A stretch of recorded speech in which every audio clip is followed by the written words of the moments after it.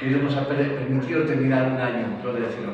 Antes de iniciar, vamos a hablar sobre el altar de los sacrificios.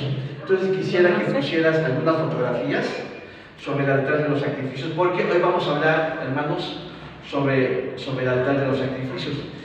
Primeramente, déjenme comentarles, hermanos, Dios habla, Dios le dijo a Moisés: haz las cosas conforme al modelo que te ha sido mostrado en el monte. Observen, hermanos, Dios le dijo: haz las cosas conforme al modelo. Es decir, hermanos, que Dios le mostró a Moisés cómo tenía que hacerse, hermanos, el tabernáculo. En otras palabras, Moisés no lo hizo como él quería, como le venía en gana. Dios le dijo a Moisés: haz las cosas conforme al modelo que te ha sido mostrado en el monte. Quiere decir, hermanos, que Moisés, cuando subió al Sinaí, hermanos, no solamente recibió las tablas de la ley, lo que conocemos como los 10 mandamientos. La traducción correcta, hermanos, es las 10 palabras, no los 10 mandamientos.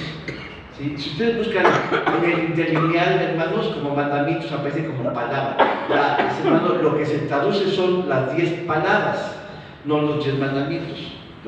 Bueno, pero ahí, hermanos, no solamente Dios le mostró a Moisés las tablas de la ley, sino que también le mostró, hermanos, el diseño de cómo habría de ser el tabernáculo.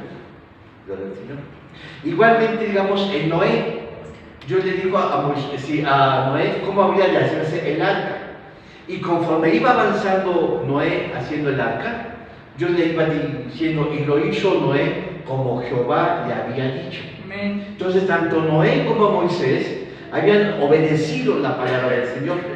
En el tabernáculo, hermanos, sí, en el Sinaí, Dios le mostró cómo iba a ser el diseño. Así que, hermanos, el tabernáculo que vamos a estudiar no es algo así como que le vino en gana a Moisés. Dios le mostró cómo tenía que ser, cómo tenía que hacerse el tabernáculo. Así que, hermanos, el tabernáculo es la hechura de Dios dada en la tierra. ¿Cuál es el propósito, hermanos, del tabernáculo? Hermanos, es que Dios viniera a tabernacular, a habitar dentro de nosotros. En otras palabras, hermanos, nosotros, a través de Caín, de Adán y Eva, nosotros nos habíamos alejado de Dios. Hermanos, pero a través, hermanos, del tabernáculo, Dios había de venir a tabernacular, a residir de cerca de nosotros. Gloria a nuestro Dios. ¿Hay mis lentes? ¿Dónde están mis lentes? A ver, por ahí si ven. Acá están mis lentes. Gloria al Señor. Entonces, si ustedes observan, hermanos, no hay tiempo, pero, hermanos, vamos a entender lo que es la Escritura. Sí, la descripción del tabernáculo que Dios le trazó a Moisés, observen, hermanos, es sumamente importante. Cuando uno estudia la Biblia, no solamente hay que leerla, sino hay que entender los comienzos y los orígenes de todo. Dios inicia, hermanos, la construcción del tabernáculo. Primeramente, ¿cuál es el primer mueble que Dios le va a trazar a Moisés? A ver, ¿quién ha estudiado? El arca. El arca del pacto, hermanos. El arca se llama el arca de la alianza, el arca del pacto, el propiciatorio, tiene varios nombres, hermanos. Pero, hermanos, primeramente Dios le va a decir a Moisés cómo tenía que hacerse, primeramente el tabernáculo, pero va a empezar con el arca. ¿Por qué, hermanos? Porque es la revelación divina de Dios. Y Dios comienza consigo mismo. Hermanos, las cosas sublimes primeramente están en primer lugar. Gloria al Señor. Y fíjate, esa es una enseñanza sumamente importante. Nosotros posponemos a Dios hasta el final. ¿Qué está diciendo, hermanos? Aquí hay un comienzo sabio, un principio de sabiduría. Primeramente hay que empezar por las cosas de Dios. Amén. Muchos hermanos, no voy a la iglesia porque tuve que trabajar. Está bien, hermanos. No fui a trabajar no fui a la iglesia porque me enfermé. Está bien, hermanos. Yo nunca voy a cuestionar. Pero cuando yo escucho eso, los hermanos, digo, les falta mucho crecer en la palabra del Señor. Así que Dios comienza, hermanos, la descripción del tabernáculo con el arca del pacto. Quiere decir que empieza consigo mismo, que Dios es primero, es la revelación directa y divina de Dios, hermanos, en la tierra. Así que Él empieza consigo mismo, ¿sí? Después empieza con otros muebles. Ahora, cuando hablamos del altar de bronce, ahí está el altar, hermanos. Ahora, si ustedes se la... A ver, tienes una imagen completa del tabernáculo, Lulú. Una imagen, observen, hermanos, cómo está la descripción del tabernáculo. Primeramente, déjame decir, el tabernáculo es una figura de nosotros mismos. ¿Sí? Está el atrio, que es la parte del exterior, que está, hermanos, aquí tengo una... Déjame subir un poquito. Tenemos, hermanos, la descripción del tabernáculo, que nos habla, hermanos, del modelo de Dios. Si ustedes observan, hermanos, aquí, hermanos, por aquí se empieza, hermanos, el primer mueble que se asoma, en el cual nosotros tenemos acceso al tabernáculo, es el altar de los sacrificios. Ese es el que voy a hablar hoy, en este día. Hoy no lo voy a terminar, pero voy a hablar de las partes más importantes del tabernáculo. Y luego ¿cuál es el otro mueble que va a continuar? La fuente elemental, que fue hecho por los espejos. Ahora, ustedes recuerdan que en los servicios anteriores les estuvimos hablando de los materiales con los que fueron hechos. No es lo mismo, hermanos, cómo los materiales fueron hechos, digamos, con oro, otros fueron hechos de madera, otros fueron hechos de bronce, y por ejemplo, la fuente de metal fue hecho con esos espejos de las mujeres cuando se envejecían. Todo eso tiene una connotación y un significado. Así que, hermanos, empieza de lo más burdo, de lo más sencillo. Para entrar al lugar santo, empieza el primer mueble que se asoma, es el altar de los sacrificios. ¿Lo ves, Señor? ¿Por qué aparece ahí, hermanos? Porque, bueno, ahora empieza de los más ¿sí? Así, de lo más común, de lo más inmediato, y va avanzando hacia lo más santo. Aquí es más claro, ¿sí? Lo que es al comienzo, Dios empieza con lo más divino, ¿no? Porque habla de su misma presencia. Esto habla que Dios debe estar en primer lugar. Dios debe ser lo más importante en nuestra vida. Mis hermanos, ¿por qué muchas veces Dios no les hace? ¿Por qué muchas gentes no le pueden servir a Dios? Porque posponen, hermanos, sus prioridades y dejan a Dios al final. Hermanos, Dios nunca va a aceptar eso, hermanos. Entonces, vemos hermanos, a ver, ahora sí, vemos, hermanos, el tabernáculo. Si ustedes pueden observar, todo esto sí, también tiene una función. ¿Sí? No lo voy a mencionar porque no me da el tiempo. El primer mueble que se asoma es el altar de los sacrificios. Luego, hermanos, la fuente de metal, y luego ya empieza, hermanos, ¿sí? El lugar santo y luego el lugar santo. Aquí el lugar santo a su vez está compuesto, voy a dar una descripción completa de lo que es el lugar santo y el santísimo. Entonces, en el primer lugar, está el atrio. El atrio está tipificando nuestro cuerpo, lo del Señor. Ahora, cuando hablamos del lugar santo, está tipificando nuestra alma. Amén. Amén, gloria al Señor. Entonces, en el alma, hermanos, ahora recuerden que nuestra alma, a su vez, está compuesta por tres cosas: nuestros sentimientos, nuestro intelecto y nuestra voluntad. Eso, a su vez, está representado por tres muebles. Amén. Gloria al Señor. Lulú, ¿cuáles son? La mesa de los panes, De la proposición, el candelero de oro y el altar del incienso. El altar del incienso. Si ustedes se dan cuenta, aquí está, hermano, nosotros somos sacerdotes. Amén. Somos sacerdotes que nos podemos allegar, hermano, al lugar santo. Aquí está la mesa de los panes de la proposición, que eran 12 panes, y vamos a ver un día por qué son 12 piezas de panes. Y vemos también, hermanos, ¿sí? El altar del incienso, y vemos también la fuente de metal. No, Perdón, el candelero de oro, discúlpenos. El candelero de oro, hecho, hermanos, dice la escritura que está labrado a martillo. Aún, hermanos, era sumamente cuidadoso hacer eso. Sí, gloria al Señor. Entonces, si ustedes observan, hermanos, aparecen entonces tres muebles. El mueble que está cerca, el que está más cercano al lugar santísimo, ¿cuál es? A ver, el mueble, ¿cuál es el altar del incienso? Esto porque aquí hay una cortina. ¿Puedes reducir la imagen? ¿Sí? Hay una cortina, aquí está bien, hermanos. Si ustedes se dan cuenta, este es el atrio, digamos que vamos a suponer que este es todo el atrio. ¿Sí? Entonces entra por aquí el sacerdote, el lugar santo, y en el lugar santo hay tres muebles, que está la mesa de los panes de la proposición, el candelero de oro y el altar del incienso. Ahora, cada uno de ellos habla de nuestras emociones, nuestro intelecto y nuestra voluntad. Son tres muebles, somos tripartitos. Espiritual, perdón, el alma está emociones, sentimientos y voluntad. Ahora, si ustedes se dan cuenta, hermanos, es algo sumamente importante que el altar del incienso es el mueble que está más cerca del lugar santísimo. ¿Por qué, hermanos? Bueno, solamente les voy a decir, el altar del incienso tipifica ¿qué? Hermanos, ¿qué es incienso? Emociones, oraciones. Hermanos, está tipificando nuestras oraciones. Sí, hermanos, quiere decir que el sacerdote, hermanos, ustedes recuerdan que era un compuesto, el incienso era un compuesto de tres cosas, de cuatro cosas, que son acción de gracias, nuestras alabanzas, nuestras oraciones y nuestros cantos. Alabanzas, oraciones, acción de gracias y ¿cuál? Adoración, etc. Entonces, cuando nosotros le adoramos a Dios, estamos cerca del lugar santísimo del Señor.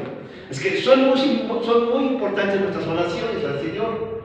Si no le adoras a Dios, si no le cantas, si no le alabas, si no oras, si no le exaltas, hermanos, estás fallando a Dios. ¿Qué te parece? Ay, ¿por qué, hermanos? Porque son pecados por omisión. Entonces, el altar del incienso está tipificando nuestras oraciones. Por eso, hermanos, es que el sacerdote, cuando entraba al lugar santo, ¿sí? Había como un incienso. Aquí tengo ese estudio ahora. Tengo la composición del incienso. Estaba por tirarlo, hermanos, porque me lo pidieron copia, se los mandé y lo guardé, pues estaba por tirarlo. Y bueno, yo en pasé sincero, yo lo había tirado al bote de basura y Lulú no lo cogió. Es un tema que ya saqué. Aquí tengo la composición del incienso. Era extracte, uñas olorosas, gálbano aromático e incienso. Fíjense, era un compuesto que era el único composición del incienso únicamente destinado para Dios. Amén. Nadie lo podía hacer. Decía la Escritura que estaba proscrito que alguien que hiciera una copia semejante. Era algo destinado únicamente para Dios. Así que el extracte está tipificando nuestra adoración a Él. ¿Qué está diciendo? Que solamente a Dios se le tiene que adorar. Amén. ¿Sí? La uña aromática está tipificando nuestras alabanzas. A Él solo se le tiene que alabar. Amén. ¿Sí?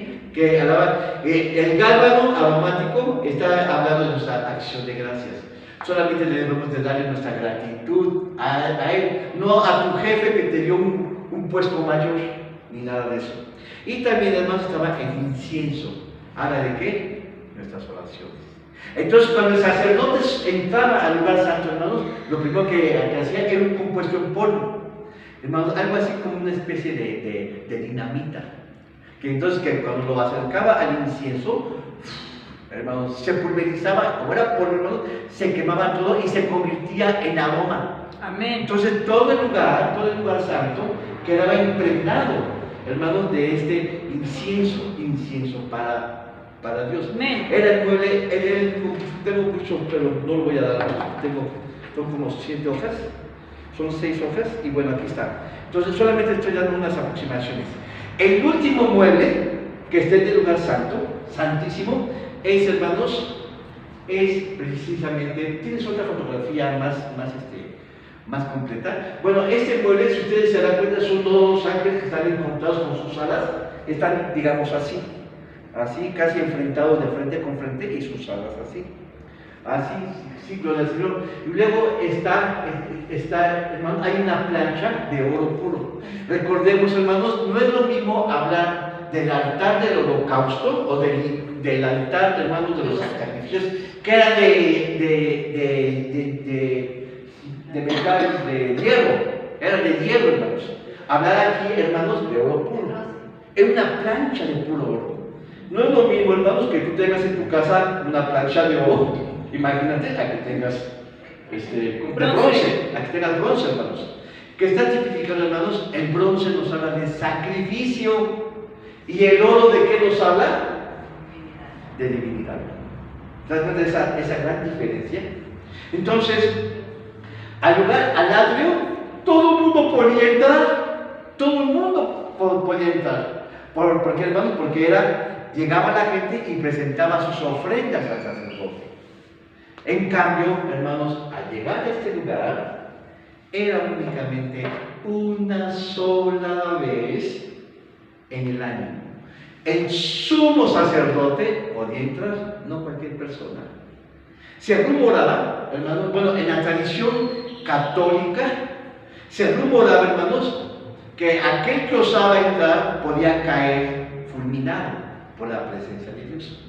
Porque, hermanos, ustedes recuerdan cuando David rescata el arca que tenían los filisteos, ¿sí? O sea, cuando Israel tenía batalla completa contra los filisteos, y en una ocasión, hermanos, los filisteos entran y, ¿sí? a pelear con los de Israel y toman el arca y se la llevan y la ponen en el templo de Dagón, el dios de los filisteos.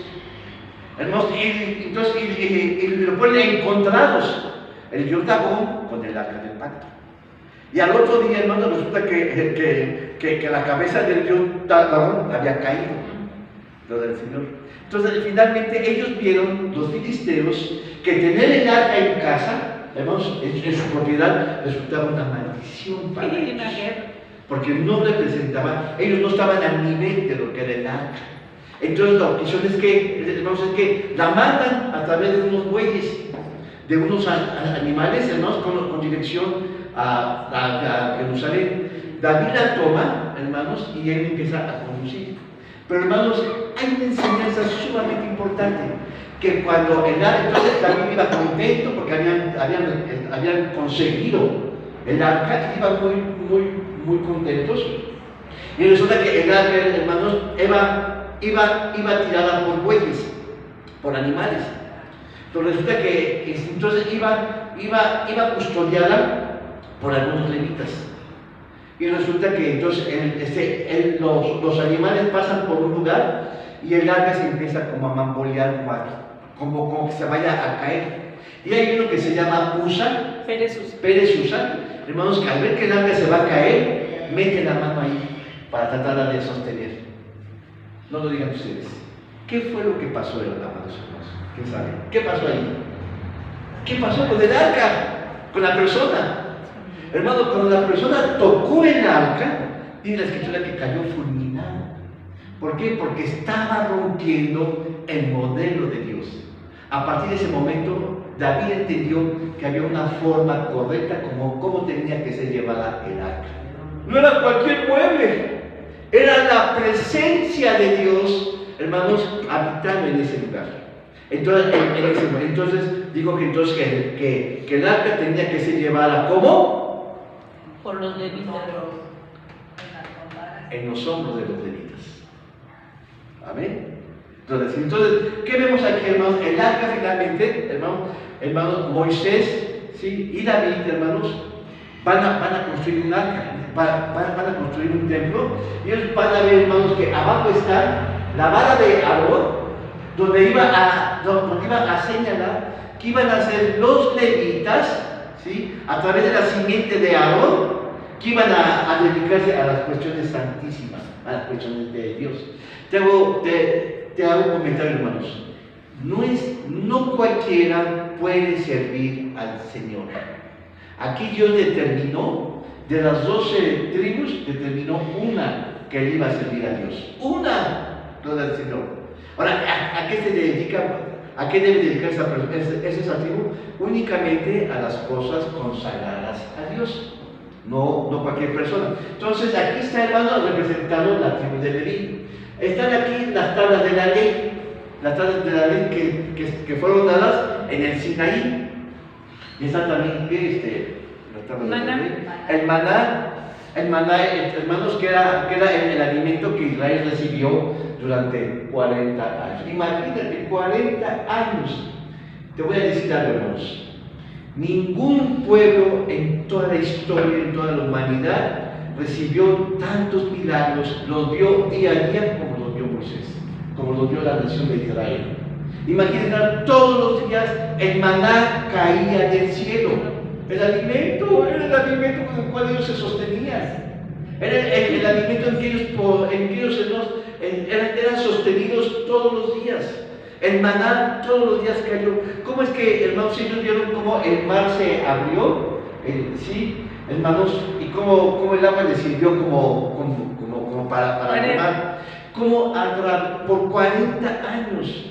Este pueblo de Israel, cómo vio que tan solo con 10 plagas, hermanos, fueron destruida la nación más poderosa de entonces.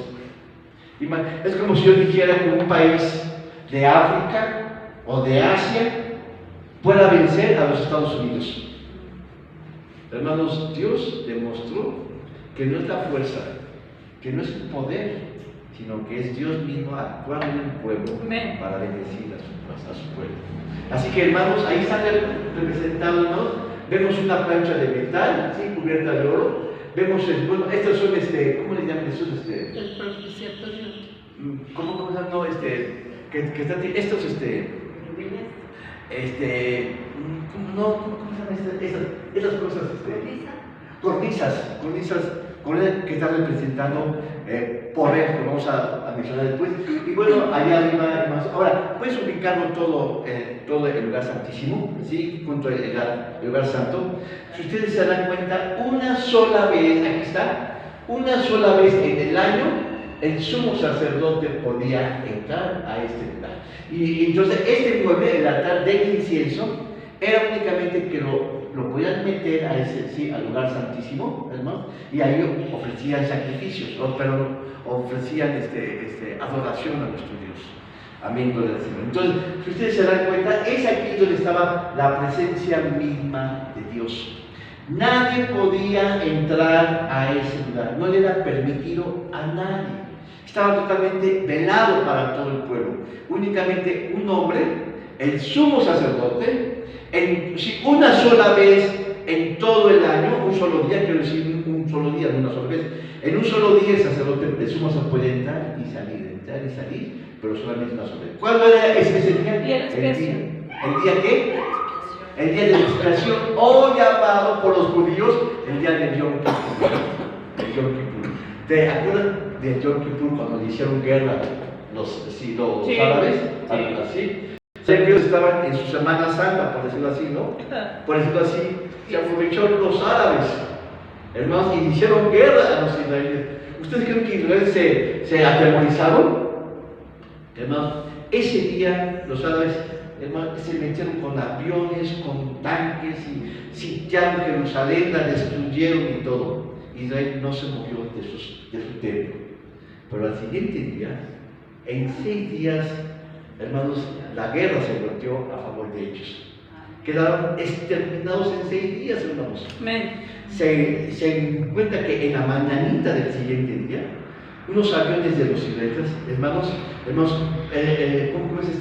es rompieron o violaron el cerco de seguridad, y sobre los aeropuertos, ¿no? Estaban todos los aviones de guerra, hermanos, estacionados. Una coalición de aviones israelíes los exterminó a todos con bombas y todo eso. Hermanos, destruyeron todos los aeropuertos, no pudieron despegar los aviones y no hubo defensa aérea. Y bueno, tuvieron que terminar. Bueno, entonces, vemos esto. Vamos a hablar entonces ahora, hermanos, ya sobre el altar del incienso. ¿Tienes una foto ya en forma? ¿Del incienso? Pero el altar del holocausto. ¿Ustedes lo pueden ver aquí, hermanos? A ver si lo alcanzan a ver. ¿Sí lo ven, hermanos? Sí. Si ustedes se dan cuenta, es muy representativo en varias cosas. Primeramente, es cuadrado. Les voy a hablar qué significa el cuadro. El cuadro, hermanos, nos habla, hermanos, de una figura perfecta. Tiene cornisas, 4 cornisas, una en cada esquina. ¿Sí? Si ustedes se dan cuenta, es más alto. Si ustedes se dan cuenta, está es mucho más alto, hermanos, que los demás muebles. ¿Por qué? Porque nos habla, hermanos, de ubicar a Dios en adoración. Es un lugar, hermanos, de gracia, se llama un lugar de gracia. Tiene 4 lados y luego tiene, hermanos, es levantado como por unos tubos, ¿cómo le llaman esos? Varas, hermanos, que cruzan de lado a lado, hermanos, el altar. Todo eso es representativo y es significativo. Amén. Ahí está, mira. Ahora, lo que sí se dice, hermanos, que todos los días ese mueble tenía que estar prendido, no apagado. Nos sabe, hermanos, que siempre tenemos que presentar nuestras ofrendas agradables a Dios. Hermanos, siempre, ay hermanos, hoy voy a alabarle a Dios y mañana no. Me voy a quedar en mi camita a descansar. Hermanos, habla de que todos los días tenemos que honrar y que alabar a Dios. El fuego nunca debe de apagarse. Además, hermanos, había como una parrilla, aquí, hermanos, había como una parrilla, ¿sí?, donde se ponía el animal. Hermanos, y luego, hermanos, todo lo que eran los residuos carbonizados de los animales eran recogidos por unas tenazas. Entonces había instrumentos de limpieza. ¿Qué representaba ese animalito? Hermanos, nuestro sacrificio. Hermanos, la expiación de nuestro pecado. Entonces vamos a empezar primero. Primeramente, hermanos, dice que el altar era de bronce. Imagínense el significado. El bronce nos habla de juicio. Cristo fue juzgado y puesto en el altar de los sacrificios. Ahí está. Ahí está, hermanos. El juicio, hermanos, Cristo fue crucificado en ese lugar. Hermanos, el bronce es una figura del Calvario de Cristo Jesús, efectuado, hermanos, él fue puesto por nuestros pecados. Jesucristo fue puesto entonces en la cruz por nuestros pecaditos. O pecadores, como tú lo quieras ver. Lo que es cierto, hermanos, que ese mueble estaba a la entrada, hermanos, del atrio. Quiere decir, fíjate cómo era ese mueble, hermanos. Imagínate, José María llegó con un pecado y para ser expiado, para ser perdonado, tomaba un animalito, un corderito, e iba al lugar santo, al atrio. El sacerdote recibía el animalito que llevaba José María.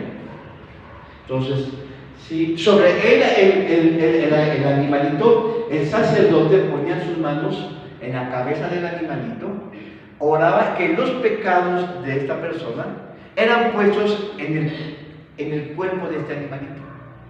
Entonces el sacerdote oraba por él, hermanos, ponía sus manos sobre la cabecita, ¿sí?, y luego, hermanos, se le cortaba la cabeza al animalito. El sacerdote vaciaba la sangre en un recipiente y luego, hermanos, después él lo vertía sobre la rejilla, sobre ese lugar. Pero también tomaba con las manos sangre, de tal manera que lo ponía en cada una de las esquinas que aparecen. Cuernos.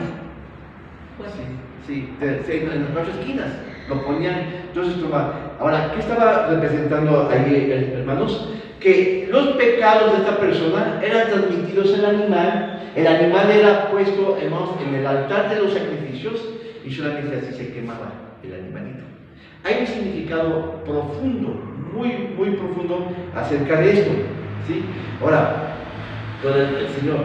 Ahora, ¿qué estaba representando ahí, hermanos? El arrepentimiento de nuestros hechos, ¿sí? El pecador se mostraba arrepentido, ¿sí? Quería enmendar su camino y entonces llegaba y ofrecía aquel animalito al lugar, ¿no? Así que el animalito, ahora, el altar de los sacrificios es un tipo de la cruz donde se realizó la expiación de Jesucristo por nosotros. Imagínate eso, hermanos. ¿Sí? Ahí Cristo fue juzgado, fue enjuiciado, fue ahí donde derramó su sangre por nosotros. Es ahí en el mismo lugar, hermanos, donde Cristo Jesús fue puesto por nosotros. Ahora, si ustedes se dan cuenta, también el inmueble tiene un tamaño sumamente alto. ¿sí? Es el doble de altura del mueble del propiciatorio, ¿sí? Hermanos que saben el lugar santísimo. ¿Por qué? Porque, hermanos, la altura nos está hablando de que glorificaban, ¿sí? Que con la muerte glorificaban a Dios mismos. Cristo Jesús en Mateo, en Juan capítulo 17, capítulo 4 dice: y esa es la vida eterna, que te conozcan a ti, al único Dios verdadero, a quien has amado. Amén. ¿Sí? ¿Cómo dice? Y a Jesucristo, a quien tú has amado. Amén. Entonces, si ustedes se dan cuenta, ¿no? Era doblemente alto. Si ustedes se dan cuenta en la fotografía, los sacerdotes tenían como por aquí terminaban el mueble de alto. Entonces tenían que apalear y cosas así, ahora, ¿por qué más? Porque estaba tipificando el tamaño del mueble. Eran nuestras alabanzas, nuestra honra a Dios, gloria al Señor. Así que, hermano, según el Levítico, vamos a leerlo, porque esta es una cita sumamente importante.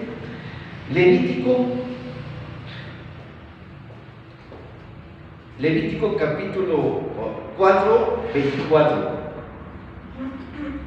Dice: y pondrán observen, hermanos, cómo era el procedimiento. Y pondrán su mano sobre la cabeza del macho cabrío y lo degollará en lugar donde se degüella el holocausto delante de Jehová. Es expiación. Amén. Y tomará el sacerdote con su dedo de la sangre de la expiación y pondrá sobre los cuernos del altar del holocausto y derramará la sangre al pie del altar del holocausto. Es lo que decía, ¿sí? El animalito se vaciaba en su sangre, se ponía su sangre en un recipiente y luego en el altar del holocausto, hermanos, los sacrificios, ahí se ponía la sangre del animalito. Dice: y quemará todo su sebo, entre sus hermanos, sus intestinos, sobre el altar, como el sebo del sacrificio de los paces. Hacía el sacerdote por él la expiación de su pecado y tendrá perdón. Observen, solamente el perdón se quitaba con el sacrificio de un animalito. Se cubría. Sí, bueno, te voy a decir, ahí está, hermanos, bien lo dijo Lulú, se cubría, pero el pecado estaba presente abajo. Abajo, voy a hablar después la comparación en Cristo Jesús. Así que eso era cómo se expiaba o cómo se perdonaba el pecado del pecador, ¿sí? Ahora, dice que el altar de bronce era también, hermanos, era hecho de bronce, ¿sí? Hermanos, y también dice que estaba compuesto, estaba forrado, era de madera, forrado con hojas de bronce. La madera, ¿qué está tipificando? Humanidad. La humanidad. El bronce, juicio. Así que Cristo Jesús, hermanos, fue puesto en un madero y fue enjuiciado, a nuestro Dios. ¿Sí? Ahora, si nosotros vemos aquí en el libro de Hebreos, observen esto es fascinante, hermanos. Esta es de las citas más importantes que podemos encontrar acerca de Cristo Jesús en el sacrificio. Hebreos capítulo 10, versículo 11 al 14, dice: así que todo sacerdote se presenta cada día ministrando y ofreciendo muchas veces los mismos sacrificios que nunca pueden quitar los pecados. Observa, nunca pueden quitar los pecados. Quiere decir, observen, que el sacerdote de momento se presentaba Juan al atrio con un animalito. Y el sacerdote ponía sus manos y lo sacrificaba. Y el animalito era puesto en el altar de los sacrificios. Pero luego venía Pedro y hacía lo mismo el sacerdote. Luego venía Luis, y luego Juana, y luego Chuchita, y luego Panchita, y luego Alicia. Entonces, hermanos, el altar siempre estaba humeando, siempre estaba, hermanos, quemándose. Nunca se acababa, hermanos, de los sacrificios. Por eso dice aquí que muchas veces los mismos sacrificios, que nunca pueden quitar los pecados. O sea, imagínense, imagínense, Juanito se robó a la novia, ¿verdad? Juanito llega con su sacrificio, ¿sí? Y bueno, queda perdonado, pero el pecado estaba ahí oculto. El pecado seguía tan presente porque Juanito se acordaba que se había robado a la novia. Pero imagínense, lo llevaba en su cabeza. Hermano, es que el pecado era cubierto, pero no era borrado. Cristo Jesús, dice aquí, pero habiendo ofrecido por los pecados un solo sacrificio, para siempre está sentado en la diestra de Dios. Ahora, Cristo Jesús, ¿sí? Dice la Escritura, hermanos, que Él se presentó a la cruz una sola vez, Amén. por todos los pecados de Juan, de Luis, de Pedro, de Alicia, de Conchita, Aleluya. de Adriana y de todos los pecados que toda la humanidad habían generado. Cristo Jesús se presentó una sola vez Amén. en el altar de los sacrificios o en la cruz, como lo quieras ver, hermanos, para borrar los pecados Amén. de toda la humanidad. Aleluya. En el Antiguo Testamento el pecado estaba presente, estaba oculto. Es como a quien agarra y pone una sábana, ¿sí?, sobre alguien, pero la persona está allá abajo. Hermano, el pecado estaba el pecado y el pecador ahí. Cristo Jesús dice que con un solo sacrificio hizo perfectos a todos. Dice, el pecado en el Antiguo Testamento solamente quedaba cubierto, pero en el Nuevo Testamento dice, yo borro Amén. todas tus rebeliones. Aleluya. Es decir, que desaparecían. Fue un solo pecado para toda la humanidad. Un solo sacrificio. Sí, un solo sacrificio para toda la humanidad, hermanos, y perfecto. Hecho perfecto, Amén. mucho más que los del Antiguo Testamento. Amén. ¿Qué te parece, hermanos? Hermanos, el sacrificio de Cristo fue perfecto para Amén. limpiar los pecados de toda la humanidad. Amén. Ahora bien, en el altar de los sacrificios también hay un enrejado. Amén. Si ustedes se dan cuenta, hay un rejado en el interior que se ve, hermanos. Amén. Y además es un mueble que está elevado. Dice la Escritura que de codo y medio. De codo y medio, ¿sí? Hermanos, que está prefigurando Cristo en su exaltación divina. Cristo siendo exaltado, siendo puesto, ¿sí? Cristo es glorificado hasta lo sumo a través del sacrificio que tuvo puesto. Hermanos, cuando uno, fíjense, la Iglesia Católica, ¿cómo presenta a Jesucristo en unas figuras? Lo ven así todo caído, ¿no? Todo sangrando, desfalleciente, como no queriendo, pero ahí como que lo ganaron los romanos y lo pusieron. Es una figura muy falsa, hermanos. Cristo Jesús, cuando llegó a la cruz, cuando Él dijo una palabra tetelestai, o consumado es, Amén. ¿sabes qué? Él estaba puesto en el altar de los sacrificios, en la cruz, hermanos, repasando. Yo puedo pensar así, hermanos. Estaba repasando todo aquel propósito el cual Él había venido a esta tierra. Él había venido, hermanos, para juzgar al mundo de sus pecados. Él estaba, hermanos, sonriente, gozándose. Él estaba, hermanos, glorificando al Padre, hermanos, en la cruz. Estaba como pasando lista en su mente, diciendo, ya vencí a Satanás. Amén. Ya hice milagros. Aleluya. Ya perdoné a los asesinos, a los violadores, sí, a las prostitutas, a los asesinos. Lo único que me queda es tetelestai. Consumado es. Amén. He vencido a la muerte. He Amén. sido victorioso. Amén. Cuando Jesucristo dijo tetelestai, como diciendo, luego dice la Escritura, Él dijo, estando en la cruz, nadie puede tener potestad sobre mi mismo cuerpo. Yo tengo autoridad para tomar mi vida y para quitarla. Amén. De tal manera que cuando la muerte llegó a Él, dice la Escritura que Él dio entrada a la muerte. Amén. No fueron los romanos que lo mataron, no fue la estaca, ¿sí? o la lanza que le traspasó el cuerpo. Él era Dios mismo. Amén. Él podía haber impedido toda esa situación que estaba sucediendo. Él podía haber dicho que esta humanidad se hunda en este momento. Hermano, Él hubiera dado una sola palabra y la humanidad hubiera quedado fulminada. Pero no, hermanos.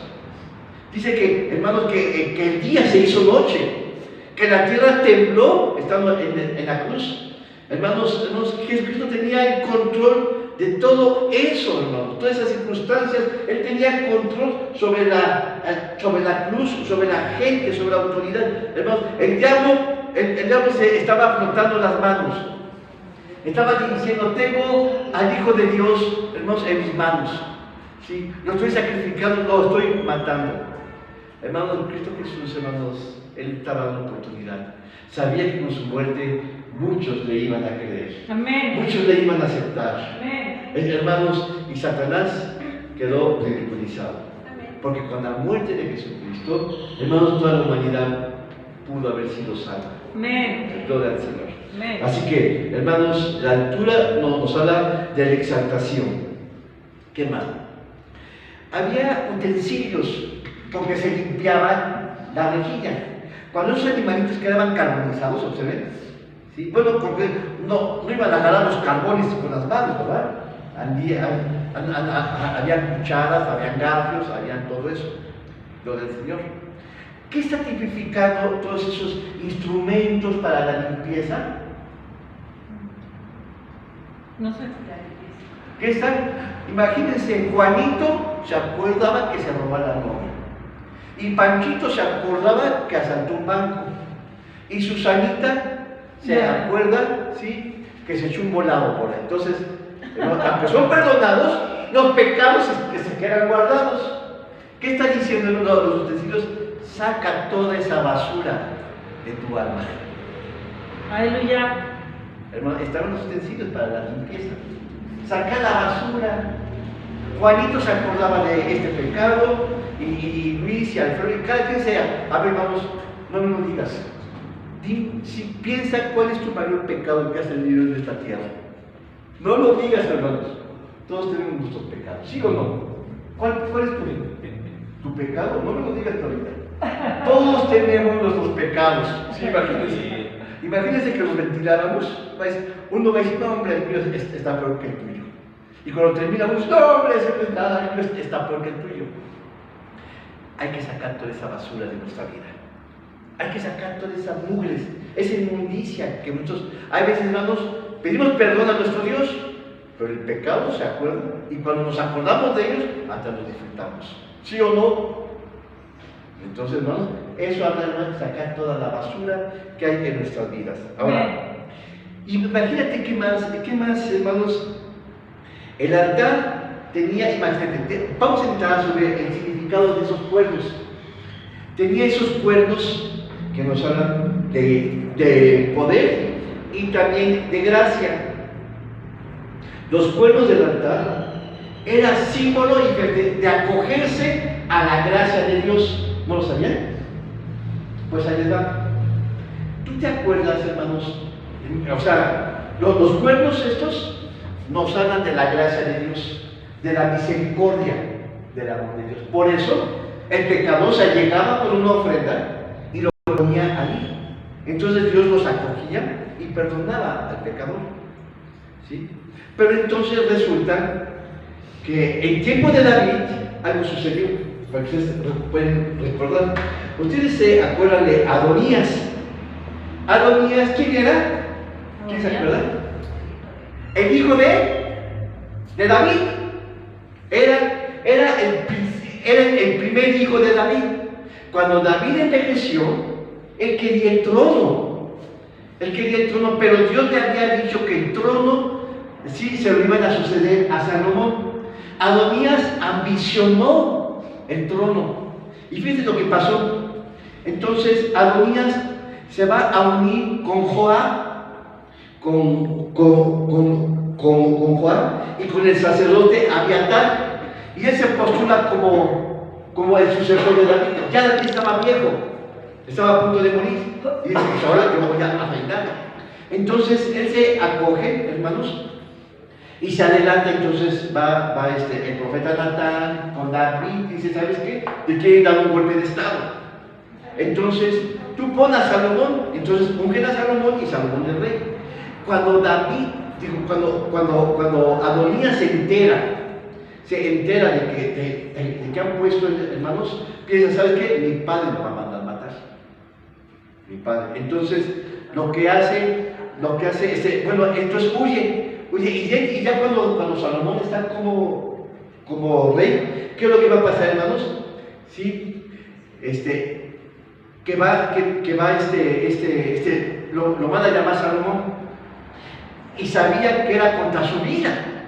Entonces lo que hace Adonías es que él corre al templo y se agarra de los cuernos de ese lugar. Y se agarra de los cuernos. ¿Qué están significando, hermanos, los cuernos? Gracia y misericordia.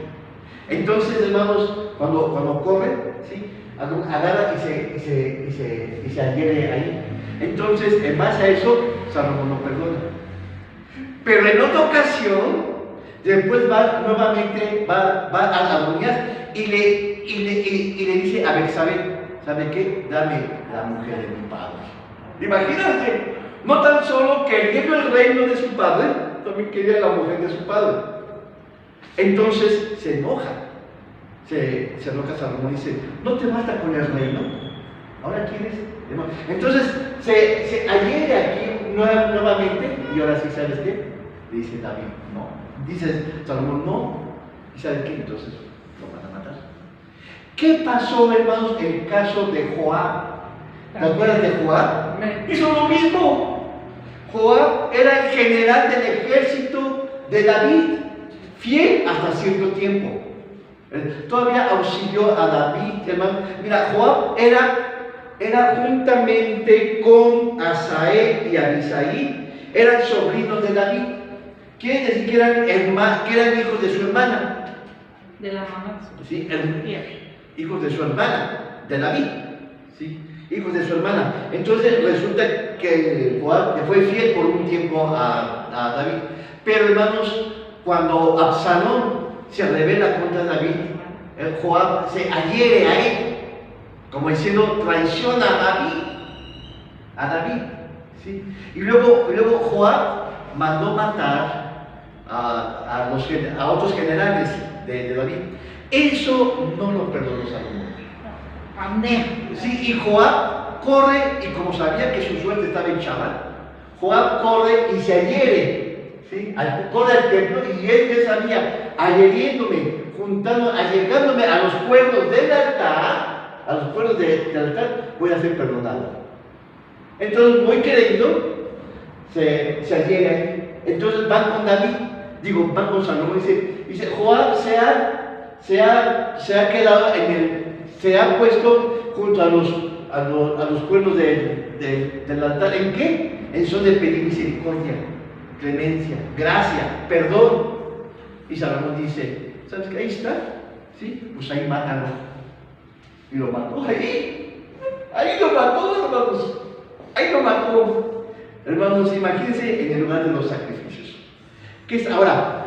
Hermanos, ¿por qué no lo perdonó? Porque ya había matado anteriormente. Ya había matado a dos. Uno lo mató durmiendo y otro lo mató a traición. Entonces, quiere decir, hermanos, que ya Joab se había salido del temor de Dios. Imagínate. Entonces, ¿de qué nos usan, hermanos, los cuernos? De la gracia, de la misericordia, del amor de Dios. Gloria a nuestro Señor. Ahora, ¿qué más? Había dicho también que ¿qué figura tiene el altar de los sacrificios? ¿Cómo es? Cuadrado. A ver, amados, ustedes son muy estudiosos de la Biblia, que son muy cerebritos. ¿Qué nos habla, hermanos, el cuadrado? Es una figura perfecta. ¿De qué nos habla el cuadrado? El altar tenía 4 lados iguales, que está prefigurando ¿qué? No sé. Según Efesios capítulo 3, versículos 17 y 18, el cuadrado de que está prefigurando el amor. Ahí está, las 4 dimensiones del amor. Efesios 3, 17 y 18. Ahí está. Para que habite Cristo por la fe en vuestros corazones, a fin de que arraigados y cimentados en amor, seáis plenamente capaces de comprender con todos los santos cuál sea la anchura, la longitud, la profundidad y la altura del amor de y Dios, de conocer el amor de Cristo que excede a todo conocimiento, para que seáis llenos de toda la plenitud de Dios. Entonces, a ver, amados hermanos, entonces vemos que el altar de los sacrificios también nos habla del amor de Dios, ¿o no? Y el amor de Dios tiene 4 dimensiones, según Efesios capítulo 4, que dice, capítulo 3, que dice que es anchura, largura, profundidad y altura. Ay, hermano, ¿qué es eso? ¿El amor tiene 4 lados? Pues sí, es el amor de Cristo. Amén. Solamente es el amor de Cristo. Amén. Que habla de 4 dimensiones. Hermano, ¿por qué no? Sí, son dimensiones. Amén. ¿Sí? Ahora dice que anchura. ¿Qué es la anchura del amor? ¿Qué es la locura? ¿Qué es la profundidad del amor y qué es la altura? Yo te voy a decir, hermanos. La anchura abarca a todas las gentes. El amor de Dios abarca a todas las gentes de todas las naciones. Imagínate, al chino, al japonés, al mexicano, al asiático, al latinoamericano, al europeo. El amor de Dios no hay exclusión. ¿Sabes qué? Yo voy a querer a los morenitos y a los güeritos no. Hermanos, que el amor de Dios abarca a todas las gentes de todas las naciones. Esa es la anchura. La locura, Claudita, la locura. Habla, aquí hay, fíjate, la anchura habla que no hay excepciones de gente. Cuando hablamos de largura, bueno, vamos a dar una cita. ¿Doy la cita o no? ¿Sí? Bueno, vamos a darle sustento. Juan capítulo 3, 16. 3:16 dice, porque de tal manera amó Dios al mundo, a todos. Amó Dios. Él ama a los morenitos, a los güeritos, a los asiáticos, a los latinos, a los europeos, a los africanos, a todos sin excepción. Ahora, esa es la anchura del amor de Dios. Ahora, vamos a ver, la locura se extiende a través de todas las épocas, en todos los tiempos, de eternidad a eternidad, como dice Eric Schauer. De eternidad, es decir, en el pasado, en el presente, en el futuro. Ese es, hermanos, lo que está diciendo la largura. El amor de Dios no solamente abarca a todos los pueblos de la tierra, sino también ahora, ¿qué es diciendo? A todas las épocas. Hace 1000 años, hace 5000 años, y dentro de hace 200 años, y hasta la eternidad. De eternidad a eternidad, como dice Eli Schauer. De eternidad a eternidad. Ahora, ¿cuál es la cita? ¿Sí? Primera de Corintios, capítulo 13. Capítulo 13, versículo 8. Dice, la caridad o el amor nunca deja de ser, mas la profecía se acabará y se darán las lenguas y la ciencia ha de ser. Dice que el amor nunca acaba. Ahí estamos hablando de la largura. El amor nunca acaba, nunca deja de ser. Fíjense, ¿qué contraste con el amor de las parejas, verdad? Hoy te quiero y mañana no. Si me das gasto, te voy a querer. ¿Sí? Si tú haces bien el quehacer, yo te voy a dar dinero. Si no me das, no. Somos egoístas. Pero el amor de Dios no es así como el amor humano. Te amo porque me nace amarte, independientemente de ti. Es el amor que fluye independientemente de tu condición de pecado.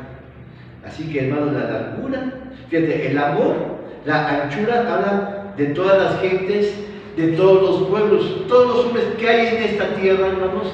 Sí, Dios los ama porque le nace amarlos. La largura habla del amor de Dios a la humanidad en todos los tiempos, en todas las edades. Hace 5000 años, desde el tiempo de Abraham, de Moisés, de Jacob, de los profetas, hermanos, en el tiempo de Cristo, o también, hermanos, más allá de la eternidad. Eso habla de la largura. Entonces ya hablamos de anchura, ya hablamos de largura. ¿Cuál es el amor de profundidad? El amor de profundidad, hermanos, habla, sí, que el amor de Jesús fue tan hondo que no pudo agotarse, es decir, hasta que no se agota hasta su muerte. Un amor, hermanos, que nadie va a amar como Cristo amó a la humanidad. Aleluya. Imagínate. Fíjate, las parejas cuando se casan llaman un montón. Al año llaman el 80%. A los 3 años llaman al 50%. A los 10 años, ¿sí o no? ¿Verdad? Dios te ama y te amará siempre y por siempre y para siempre. Amén. El amor de Dios nunca se acaba, dice. Aleluya. 1 Corintios capítulo 13. Y finalmente, la altura. El amor de Dios, la altura. Es el amor de Jesús, que es tan alto que nadie puede arrancarlo de él. Imagínate. ¿El diablo te puede quitar del amor de Dios? No. Hermanos, eso entra en el debate que la salvación que se puede perder. Yo tengo una pregunta: ¿la salvación se pierde, Laurita? ¿Por qué? Fuerte. El amor no, hermanos, la salvación no se pierde. ¿Sí? Ay, hermanos, que yo conocí a Cristo hoy, pero me alejé. Me casé, me fui a otra provincia y ya no fui a ninguna iglesia y hasta que morí. Lo que va a pasar es que el amor de Dios no depende de ti, gracias a Dios, porque tú pierdes todo. Por ti no. Pero hermano, dice que el amor de Dios depende solamente de Él mismo y la salvación de Él mismo depende. Lo que va a suceder, hermanos, que tú vas a perder coronas, vas a perder galardones, pero Dios dice que ni ángeles, ni principados, ni lo presente. Búscame esa cita, ¿no? Romanos 8. Romanos 8. Ay, préstame una mano. Ni ángeles, ni principados, ni lo presente, ni lo porvenir, ni lo alto, ni lo bajo, ¿sí? Ni lo ancho nos podrá apartar del amor de Dios. Fíjate. Dame esa cita, préstame una pluma, ¿no? Para tener. Romanos 8, 38, 39, no tengo pluma. ¿Dónde está mi bien? Aquí está. Para anotarla, porque. Dame, dime, Romanos 8, 38. Romanos. Antes entonces. 8. Con lo cual estoy seguro, 38, 39. Ya con eso. Entonces, si se dan cuenta, hermanos, ahí están las dimensiones del amor. Te lo voy a resumir de esta manera, así. Dios ama a toda la humanidad de todos los pueblos en el presente. Pero también ama a todos los hombres a lo largo de la historia, del pasado, del presente y del futuro. Aleluya. Pero también su amor es tan profundo, hermanos, que nadie pudo llegar hasta donde Él llegó, hasta su muerte. Él dio su vida por ti. Hermanos, por ti, por tu pareja. Dices, no, yo por mi pareja y una bolsa de cacahuates, por mi pareja. Hermano, Dios dio su alma, su amor. Y también, la altura es que el amor de Dios es tan alto que nadie nos podrá quitar de sus manos. Ni el diablo, ni el diablo. ¿Te acuerdas de aquel ladrón que Jesucristo dijo, de cierto es que hoy estarás conmigo en el paraíso? Ese ladrón que no esperaba nada, que estaba dispuesto a morir, solamente cuando vio a Jesucristo, hermanos, tuvo la visión celestial, vio que era el único Salvador. Y Jesucristo le dio unas palabras en las cuales millones y millones de hombres en toda la eternidad, en todos los tiempos, te hubieran querido escuchar. Digo, hoy estarás conmigo en el paraíso. Aleluya. Ese ladrón, hermanos, que está esperando morir y que el diablo se lo iba a jalar para llevarse su alma al infierno, Jesucristo, hermanos,